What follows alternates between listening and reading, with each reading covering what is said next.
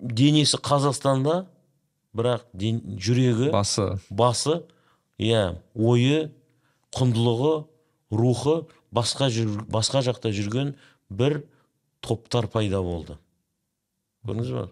Бұл үрдіс әлі де жалғасып жатыр, бұл әлі де тоқтады деп айта алмаймын.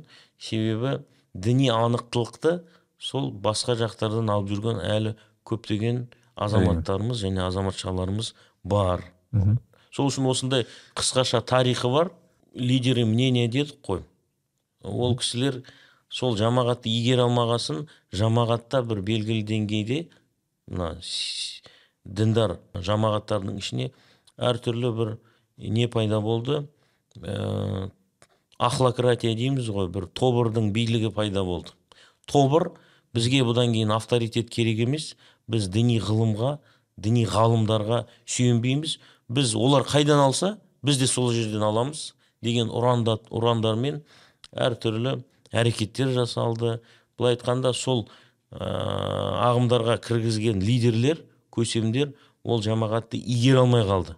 Содан әртүрлі елімізде радикалды адамдар пайда болды, діни мотиві бар террористік акциялар пайда болды дегендей осындай қысқаша тарихы бар.